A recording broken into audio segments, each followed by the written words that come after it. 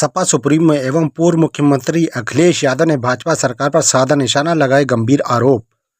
भाजपा सरकार भीड़ों के आतंक से मृतक एवं घायलों की संख्या को छुपा रही। सरकार मुआवजा देने में भेदभाव कर रही है। हिंदू मुस्लिम करती है मौजूदा सरकार। आदमखोर जानवर को पकड़ने के लिए मुख्यमंत्री जी को लगा देने चाहिए STF। समाजवादी पार्टी मृतकों को 50,000 और घायलों को 25,000 रुपये सहायता देगी। भाजपा सरकार के गठन के वक्त उत्तर प्रदेश में छुट्टा जानवरों को पकड़ने का रोडमैप तैयार होने की बात भी कही थी, जो जुमला साबित हुई। उत्तर प्रदेश के मुख्यमंत्री योगी आदित्यनाथ सरकार भेड़िया पकड़ने के लिए STF को भेज देना चाहिए, क्योंकि मुख्यमंत्री जी को ठोक दो नीति पर करते हैं अमल। समाजवादी पार्टी भेड़ियों के आतंक से मरने वालों को सरकार से 10 लाख रुपए और घायलों को 1 लाख रुपए देने की मांग करती है। भाजपा सरकार को एक्सप्रेसवे बनाना ही नहीं आता, नहीं तो पूर्वांचल एक्सप्रेसवे, बुंदेलखंड एक्सप्रेसवे सहित दूसरे हाईवेज पर गड्ढे नहीं होते। अयोध्या के मंदिर परिसर में महिला के साथ हुए बलात्कार के बारे में बताया कि वह महिला हमारे पास आई थी और हमसे न्याय की मांग कर रही थी। हमने उस महिला से वादा किया है कि न्याय जरूर मिलेगा और उसको सुरक्षा भी मिलेगी। उन्होंने कहा कि 2027 में भाजपा सरकार जा रही है और समाजवादी पार्टी की सरकार आ रही है। 2027 में ही अयोध्या नगरी में world class structure Samajwadi party ही बनाएगी। फिलहाल आप देखें लखनऊ से समीर खान की खास रिपोर्ट। संगठन और पार्टी के बहराइच के नेताओं का धन्यवाद देता हूँ कि इस गंभीर समस्या को लेकर के लीडर ऑपोजिशन जी से मिले थे वो, और कल ही जब मेरी आदरणीय माता प्रसाद पांडे जी से बात हुई तो हम लोगों ने तय किया कि जिन बच्चों का नुकसान हुआ है, घायल हुए हैं, चोट खाए हैं, उन परिवार के सदस्यों को बुला करके मैं मिलूंगा और पार्टी की तरफ से जो कुछ मदद हो सकती है वो हम लोग करेंगे। चलिए ठीक है। जब से भारतीय जनता पार्टी की सरकार उत्तर प्रदेश में बनी है, जानवरों, चाहे हमारे गांव हों, चाहे हमारे रहसी इलाका शहर हों, और चाहे हम नोएडा गाजियाबाद, और आपको याद होगा कि जिस समय चुनाव चल रहा था, देश के प्रधानमंत्री ने कहा था कि उत्तर प्रदेश में जानवरों की समस्या का समाधान हो जाएगा, और उन्होंने अपने भाषण में भी ये कहा कि हमारे पास पूरा रोड मैप तैयार है, इस समस्या का समाधान तुरंत हो जाएगा। लेकिन इधर हम लोग देख रहे हैं हर दिन कोई ना कोई एक्सीडेंट हो रहा है, जो सड़कों पे जानवर हैं उससे जान जा रही है। हमारा एक साथी जो यहाँ खड़े होकर के कह रहा है, ये सच्चाई है कि पूरे उत्तर प्रदेश में लगातार जो छुट्टा पशु हैं, जानवर हैं, उनकी वजह से जान जा रही है। और इधर समाजवादी पार्टी ने विधानसभा में भी सरकार को जगाने की कोशिश की।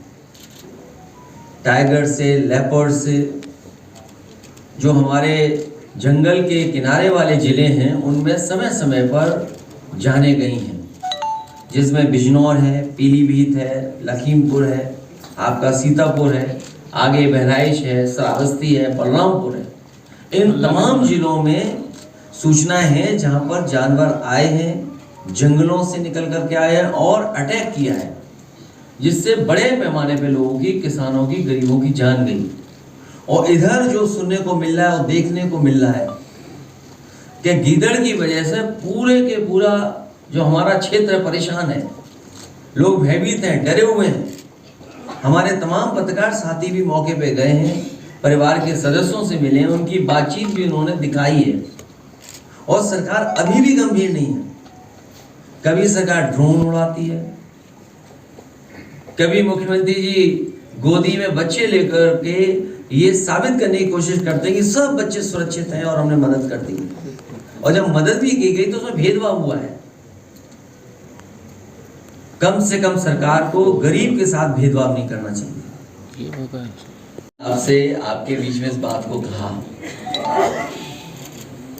कि उत्तर प्रदेश सरकार को कम से कम टॉप 10 माफियाओं की सूची जारी करनी चाहिए। वो टॉप 10 माफिया कहाँ हैं और किस दल में? इसकी सबको जानकारी हो जाएगी। मुख्यमंत्री जी पहले मुख्यमंत्री हैं जिन्होंने अपने मुकदमे वापस लिए हैं, और कितने गंभीर मुकदमे लिए हैं, कितने गंभीर मुकदमे लिए हैं, ये हमारे आदरणीय माता प्रसाद पांडे जी सब जानते हैं उनके बारे में। और अगर विस्तार से सुनना चाहो तो मैं कहूँ माइक उन्हें दे दूं। उन मुद्दों से ध्यान हटाने के लिए मुख्यमंत्री जी लगातार इस तरह की बातचीत कर रहे हैं। एक सवाल है सर अब तक सरकार आपकी आपके कार्यकर्ताओं पे बदली कार्रवाई कर रही है। जाहिर देख लो आपके एमएलए हैं, उनकी नौकरानी की मौत पर अमेंडमेंट टू सुसाइड का मामला, क्योंकि हर एक के घर में कोई ना कोई काम करने वाला व्यक्ति या इस तरह का रहता है। कभी कोई घर परिवार वाला नहीं चाहेगा कि ऐसा हो जाए, उसके घर में ऐसी घटना हो जाए।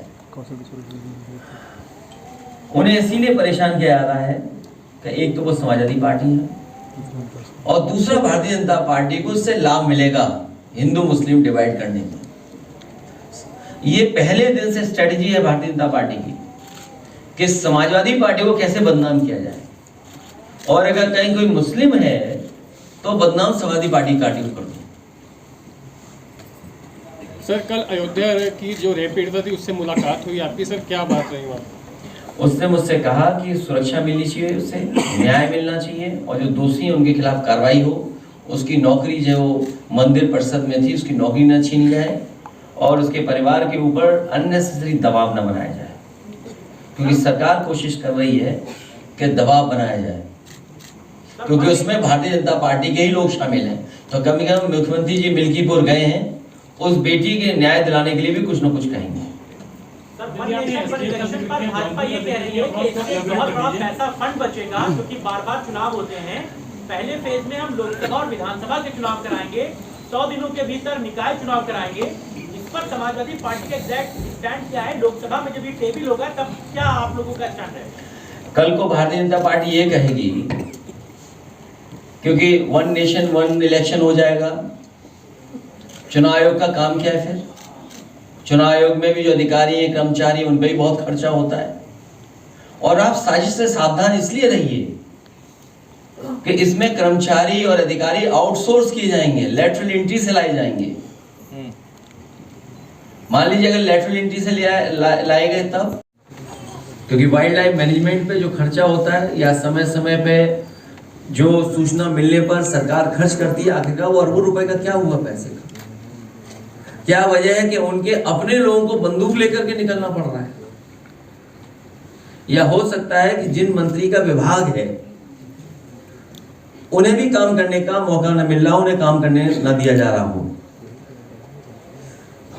इसलिए हमें उम्मीद है कि इन भेड़ियों की समस्या का समाधान सरकार जल्दी ढूंढेगी, और इन भेड़ियों को नहीं पकड़ पा रहे हैं तो ठोको नीति के तहत एसटीएफ को भी ये जिम्मेदारी दे दी जाएगी। सर दो महत्वपूर्ण सवाल करूंगा इसी संबंधी। एक सर ये कि अभी मुख्यमंत्री योगी आदित्यनाथ वहाँ पर पीड़ित गांव में गए थे जहाँ पर भेड़ियों का प्रभाव है। उन्होंने आंकड़े घायलों के 20 दिखाए और मृतकों के 8। आपकी लिस्ट में 60 घायल हैं और मृतकों की संख्या लगभग 10 से बता रहे, कुछ लोग आ नहीं पाए। ये अंतर क्यों है सर? सरकार क्यों बताएगी या क्यों आंकड़े सही देगी? सरकार तो हर बात छिपाना चाहती है। अब इन जिलों में बाढ़ है, जितने भी हमारे तराई के क्षेत्र हैं सब में बाढ़ है। सीतापुर में बड़े पैमाने पर बाढ़ है, पीलीभीत में बड़े पैमाने पर नुकसान हुआ है, शाहजहांपुर से लेके जितना इलाका है बाढ़ से प्रभावित। तो गोरखपुर खुद मुख्यमंत्री जी का जिला, वहां पे लोग महीनों से परेशान है बाढ़ के कारण। तो सरकार क्यों सच्चाई बताएगी? सरकार तो हर बात छिपाना चाहती है, और कभी कभी छिपाने के लिए हमारे मीडिया के साथियों का भी सहारा लेते हैं। हाँ, तो अभी सर मुख्यमंत्री जी मिल्कीपुर में है। दूसरा सवाल जो मेरा रह गया था, थोड़ा सा लंबा है, मैं कर दे रहा हूँ तो आप अच्छे से बता देंगे। इन्होंने कहा कि पहले सनातन आस्था से खिलवाड़ होता था, इनको तो विवादित ढांचा प्यारा था, ये राम भक्तों पर गोली चलाते थे, इनका सारा चिट्ठा खोलेंगे तो मुंह दिखाने लायक नहीं रहेंगे, समाजवादी पार्टी को अंधेरा पसंद है। क्या कहेंगे सर इस तरह के आरोप लगाए मुख्यमंत्री जी ने बोला है? इधर मुख्यमंत्री जी और मुख्यमंत्री जी के स्टेटमेंट कुछ अलग तरह से आ रहे हैं। समाजवादियों ने और खासकर मैंने कभी किसी संत, किसी अपने महंत, किसी सन्यासी के बारे में कुछ नहीं कहा। अगर उनको लगता है कि वो शब्द ऐसा है जिसका भाव वो किस रूप में ले रहे हैं, तो हम तो ये कहेंगे कि हमारे उत्तर प्रदेश के मुख्यमंत्री नहीं है, वो मठाधीश मुख्यमंत्री हैं। और फिर मठाधीश मुख्यमंत्री से उम्मीद भी क्या करोगे आप? इसी तरह की भाषा की उम्मीद करोगे? और ये एक दिन से नहीं हुआ है। जब से बीजेपी हारी है तब से कुछ संतुलन गड़बड़ा गया है। एक बात सर उन्होंने और कही इसी कि भस्मासुर बन गए जब से 2024 में ज्यादा सीटें मिली। देखिए, जितना हमने पढ़ा है या जितने यहाँ लोग बैठे हैं जिनको जानकारी होगी, उन्होंने कहा कि सपा और कांग्रेस भस्मासुर है। देखिए, भस्मासुर दो नहीं हो सकते। बीजेपी 18,626 पेजेस की रिपोर्ट थी ये, वन नेशन वन इलेक्शन, और लगभग 100 पेजेस प्रतिदिन का आंकड़ा है अगर हम हिसाब किताब लगाएं तो। इसी से पता चलता है कि इसके बारे में कितना सतही पर दिखावटी चर्चा हुई होगी। तो सोचिए कितना चर्चा हुई होगी। अगर इतनी बड़ी रिपोर्ट थी 18,626 पेजों की, तो क्या चर्चा हुई होगी उस पर? दरअसल ये भाजपा की रिपोर्ट है जो तैयार हुई है। वन नेशन, वन इलेक्शन और वन डोनेशन।